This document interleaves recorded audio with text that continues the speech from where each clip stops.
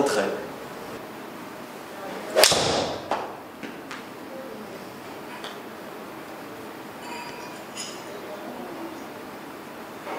Deuxième trait.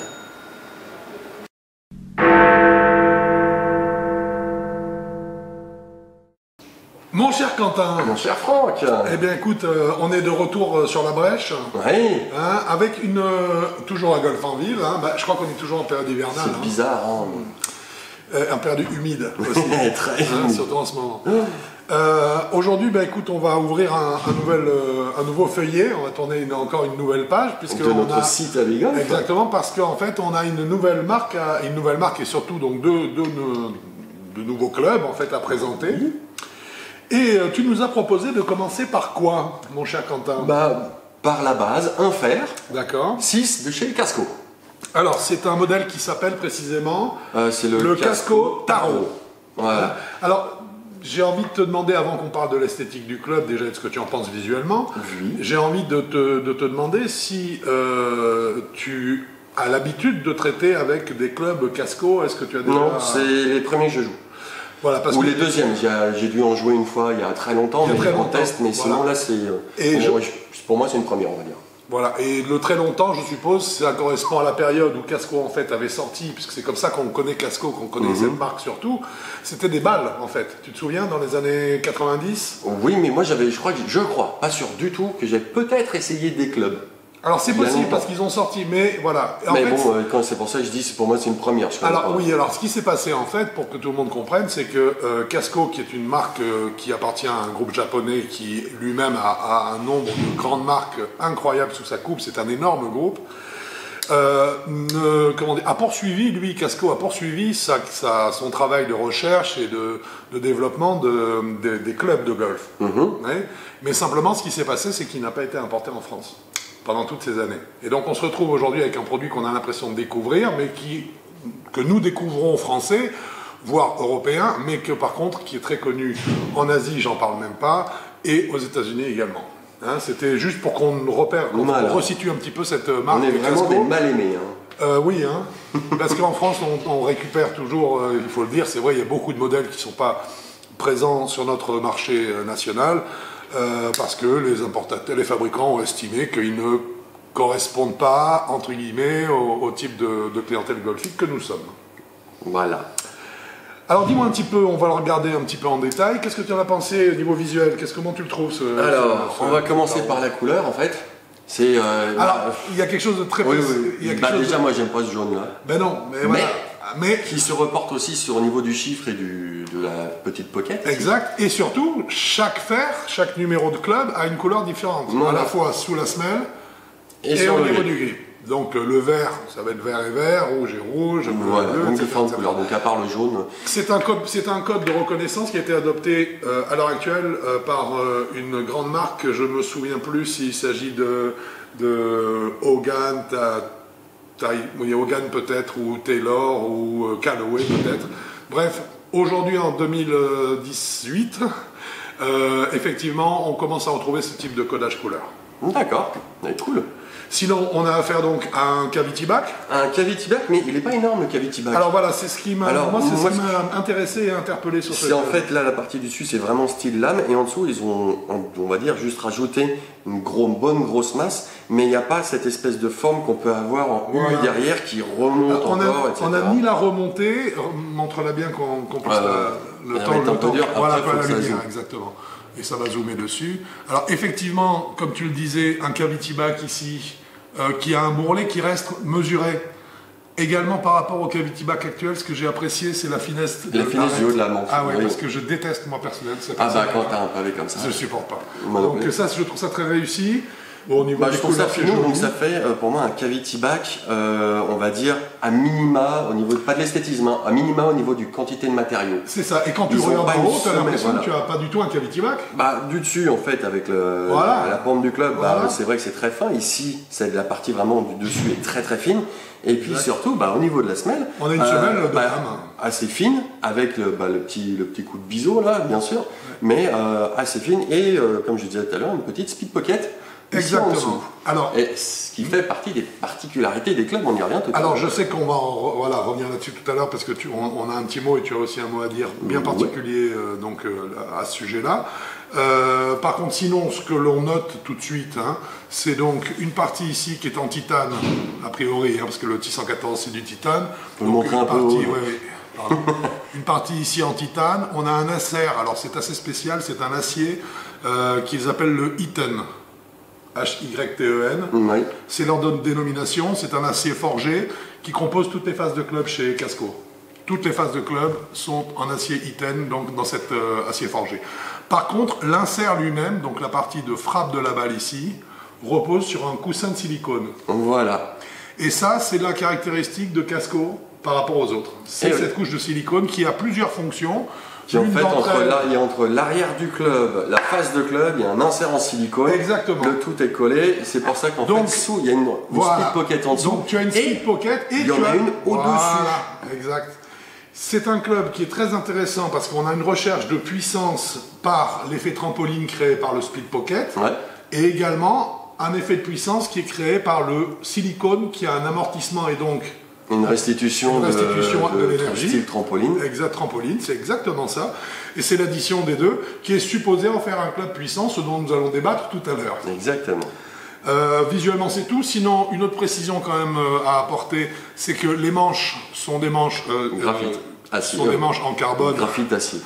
Graphite acier, c'est unique, mais bon. C'est Quentin. Oui, c'est bon. Donc des manches en carbone qui sont sur ce modèle-là en régular, mais par contre qui sont surtout des clubs spécifiques à Casco. C'est-à-dire que Casco est une très grosse marque et elle fabrique elle-même ses propres manches. Donc on est là sur du fait maison. Du fait maison, donc du très haut de gamme, hein, évidemment. Je pense que c'est à peu près tout au niveau, je dirais, de la description du club. Qu'est-ce qu'on pourrait donner? Un offset faible. Très faible. Des traces d'impact sur la face de club. Oui. Et par contre, on le verra tout à l'heure, un offset faible parce que c'est, je dirais, totalement en ligne avec la philosophie de ce club. Oui. Voilà. Le public ainsi que pour le public pour qui il est destiné. C'est bien ce que je voulais dire. Et donc, tu vas nous dire ce que tu en as pensé à la frappe. À la frappe, j'ai trouvé ça, alors pas extraordinaire, mais j'ai trouvé ça très très bien. La raison est simple, c'est que j'ai eu l'impression de toucher presque une lame complète, presque, avec le toucher d'eau d'un fer creusé. C'est-à-dire que même quand on la touche, une lame, on sent tout de suite quand on la touche mal ou quand on la touche bien. Un fer creusé, on a beaucoup moins cette sensation. Donc c'est assez désagréable pour moi d'utiliser un fer creusé. Et dès qu'on touche mal une lame, on a l'impression d'y perdre un bras ou un doigt. Et dès qu'on touche mal un creusé, on ne sent pas grand-chose. On ne sait pas ce qui s'est passé. Sauf que là, ils ont réussi à faire le bon mélange entre les deux. C'est-à-dire la tolérance du creuset avec cette sensation, pas de mauvaise sensation, mais quasiment que des bonnes sensations, et le toucher pointu de la lame, et on sait quand on l'a touché au centre, quand on l'a talonné ou quand on l'a pointé. Donc en fait, c'est un club qui réunit la douceur, le pointu, voilà, on va commencer par le pointu de la lame au niveau du toucher, et la manière agréable de jeu d'un fer creusé. Ah oui, et là, ils ont réussi à 100%. Superbe. Ah ouais. Là, le toucher, pour moi, il est extraordinaire. Il est d'une clarté, le toucher de balle. Hein, ça donne un petit son clair. Non seulement on l'entend, mais on le sent dans les vagues. Et tu as la sensation, ce qui est assez rare sur les cavity back, parce que généralement, le cavity back est un club qui, en plus de pardonner beaucoup, il amortit beaucoup. Il amortit, mais par contre, c'est un club qui généralement est réalisé dans des métaux qui sont suffisamment durs pour que la balle ait beaucoup de vitesse. Et là, ce qui est intéressant, sûrement grâce à la qualité de leur fameux acier Hyten, je suppose, hein, mais j'ai eu l'impression en frappant la balle que la balle restait longtemps au contact avec le club. Tu as une impression de longueur de traversée que je n'ai jamais avec un pur cavity back, tu vois. Oui, non, ça c'est clair. Tu vois ce que je veux dire? Oui, mais par contre, un cavity back alliage bien dur, qui est le commun de ce qu'on trouve aujourd'hui, c'est que ça, tu as l'impression que la balle s'échappe du club en une fraction de seconde. Là, tu as l'impression que pendant toute la traversée, dès l'impact, mais dans la suite également, tu as l'impression que tu as du contact. Comme tu as avec une lame, en fait. Oui, exactement. C'est pour ça que je trouve qu'ils ont fait un mélange, on va dire, au niveau sensation, Ils ont pris tout ce qui est bon dans la lame, tout ce qui est bon dans le cavity back, ils ont mélangé. Et ils ont fait un mariage très heureux. Ils ont fait un mariage heureux et tout ce qui est les mauvaises sensations des lames et des cavities. De côté. Au revoir. Et c'est exactement ça. Et surtout, alors, je l'ai trouvé assez puissant. Alors, moi j'ai trouvé, franchement, honnêtement, j'ai trouvé ça. Quelques petits coups à 200 mètres. Même, hein, parce que voilà, des fer 6 à 200 mètres, te concernant, il y en a eu beaucoup. Mais même me concernant, qui frappe moins fort que toi, j'ai eu des fer 6 à 180 mètres. Oui. Je crois. Oui, c'est ça, 180. Tu as eu du. T'as eu du 191. Voilà, du 180. Ah oui, 181. Je parlais au carry, mais enfin 191 avec le roll, mais 180 au carry, qui sont des distances que je ne fais pas avec mon propre fer 6, c'est évident. Voilà. C'est un des clubs que j'ai trouvé moi personnellement très puissants. Voilà, alors ils sont assez puissants puisqu'on a aussi un excellent smash factor. Alors on a un très bon smash factor et en plus il est très cohérent ce smash factor. Il est à 1,44 dans le meilleur toucher. Avec un fer 6 c'est colossal. À savoir qu'on a tapé plus de 30 coups, on a que 2 smash factors qui dépassent 1,40. Chacun. Un chacun. Et par contre, on a eu des coups qui sont descendus, on les a décentrés pour voir un peu ce que ça donnait. Et c'est vrai que là, quand le smash factor descend ou un 20, là on perd la distance tout de suite. C'est là où je pense que ce club est cohérent. Et voilà, il est cohérent parce qu'il reste dans l'esprit, dans la gamme, dans la zone de joueurs en fait auquel ce club est dédié en fait. On perd en distance normale. Mais par contre, le smash factor, je reviens sur les données que j'ai sous les yeux, c'est très très vite, on joue du 1,36, 7, 8. En jouant normalement, c'est un bon fer 6. Puis attends, on a monté une fois à 1,44 pour un fer 6, c'est colossal. Quoi. Oui, mais une fois 1,44, une fois 1,43. Sur plus de 30 coups. Mais je veux dire qu'il y a des clubs qui ne veulent pas monter. Non, lui, il veut bien monter, mais il veut bien monter. Par contre, attention, c'est pas un club pour débutants. Hein. Moi, je ne trouve pas. Pour moi, c'est justement, typiquement, c'est un club qui commence il ne peut pas commencer avant 36 de handicap, pour moi. À moins que le joueur soit en pleine progression. Alors, une fois de plus, comme d'habitude, à moins que le joueur, effectivement, soit dans un joueur en pleine progression, avec une future vitesse qui va... Enfin, avec une base technique, enfin, une volonté à descendre loin. Alors, puisque tu en parles par contre, ce manche, nous avons testé ce club avec un manche régular. Oui. Par contre, j'ai trouvé qu'il prenait vachement bien la vitesse. Hein. De Steve, je suis arrivé à combien? Non, régular. Oui, en régular. On est arrivé à combien là? Toi, en vitesse, t'es monté 90... Non, t'es monté plus haut que ça. 101. 102 miles. 102 miles, on est vraiment sur les vitesses... du Steve. Il a très bien toléré. Il a très bien toléré, alors ça n'est que du régular. Oui, non, il l'a très bien répondu en plus. Et tu n'as pas eu d'écart de trajectoire sur la balle qui a été de sanction, tu vois ce que je veux dire, parce que tu allais trop vite là, non, pas du tout. Et justement, en parlant de sanction aussi, on va parler sur la tolérance du club latéral, puisqu'on a eu des mauvais touchés, comme on l'a dit, du 1,19, du 1,20, du petit, smash factor. Surtout toi. Hein. Ouais, c'est ça. Et en fait, il y avait une déperdition de distance claire. Oui, très net. Et normal. Oui, bien sûr, c'est logique. Voilà, mais par contre, droite et gauche, très peu d'écart. Très peu. J'ai essayé de faire quelques petits effets avec. Aussi. Ils étaient faibles, alors, on va dire. Voilà, faibles, mais par contre, tu as l'effet. Oui. J'ai bien aimé ça. Un draw d'1 mètre. Alors non, mais c'est ça, un fade d'1 mètre, 1,50 m, tu l'as. Voilà. Mais 1,50 m de fade, c'est quand même la différence entre sur un green dur, une balle qui tient sur le green, et la même qui ne tient pas sur le green. Je suis d'accord, mais tu vois, le faire un fade un peu prononcé ou un draw un peu prononcé, il ne le prenait pas beaucoup, mais non, ça c'est lié à la tolérance du club. Il est fait, fait pour pardonner. Donc pour moi c'est vrai qu'il partirait d'un groupe de 36 d'index.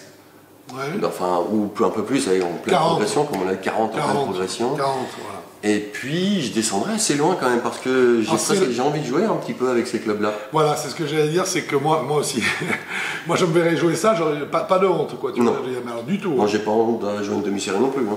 Non. Mais j'ai pas les mêmes sensations. Là, c'est vrai que là, au niveau sensation, c'est les sensations, je me répète encore, les sensations de l'âme et la facilité En plus, il y a une chose dont on n'a pas parlé, que j'apprécie beaucoup, c'est son équilibre. Le club est léger, tu as l'impression que tu peux l'accélérer. Moi, j'ai, en tout cas, en ce qui me concerne, l'impression que je peux accélérer le manche sans trop d'effort. Tu vois ce que j'ai pas de résistance de poids, j'ai pas une impression de devoir tracter. Non, il est assez centré en poids. Et je sens que je sais exactement où est ma tête de club à chaque instant.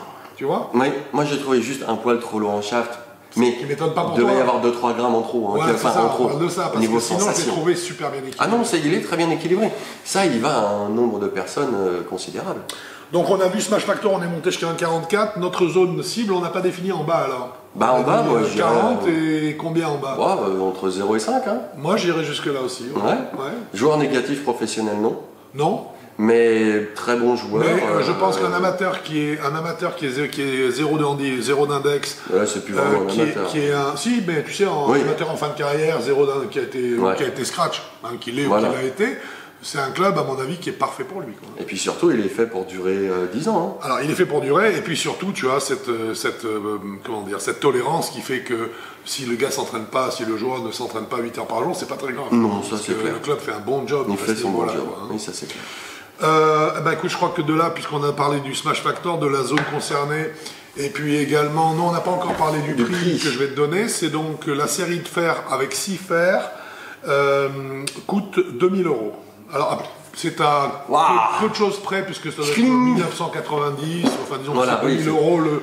C'est pas prix catalogue, mais c'est le... Voilà, c'est le tarif, c'est ça, c'est cet ordre de prix en tout cas. C'est cher. Alors, c'est cher, mais pour moi, ça les vaut parce que c'est techniquement... Je trouve ça disons que là, ce qu'il faut qu'on s'achète ça, c'est une série pour 7 ans minimum, je dirais. Ah oui, alors, je vois aucune raison je vois pas de raison, à moins que demain... on peut le souhaiter aussi, hein, que les fabricants de matériel découvrent une nouvelle façon d'approcher la question. Moi, je vois pas du tout de raison pour laquelle ces clubs auraient une durée de vie, une fin de vie. Éventuellement, arriver à un remplacement du manche un jour, si le manche commence à être fatigué, mais enfin bon, ça... Donc moi, en ce qui me concerne, je sais. Hein, pour moi, la note, c'est 8,5 parce que j'ai jamais eu de sensation aussi agréable entre... Bah moi aussi, moi j'aurais mis un 9, mais c'est vrai que 2000 €, waouh. Ah bah c'est pour ça que je mets 8,5 parce que sinon, tout à l'heure, je me disais c'est 9. Voire 9,5 parce que tu as vu la... C'est impressionnant quand on voit les distances que tu as parcourues, donc moi, c'est 8,5. on voit la qualité 8,5. Juste à cause du prix, parce que là, 2000 €. Parce que sinon, c'est 9, c'est sûr et certain, c'est 2000 €. Mais aujourd'hui, malheureusement, ce sont des prix qui deviennent presque communs. C'est dingue, hein, je sais, mais bon, c'est comme ça. Une très bonne canne en tout cas. Oui. Hein, écoutez, que moi en tout cas je vous recommande chaudement parce que c'est un mariage, une fois de plus, très réussi entre le Cavity Back et la lame.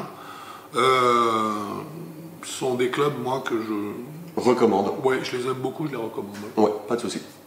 Je te remercie beaucoup, Quentin. C'était un plaisir. C'était un plaisir partagé. À bientôt sur un parcours de golf. Sur un golf. Surtout, hein, Ouais, en ce moment. Hein. Ouais, surtout là. Bon golf à vous.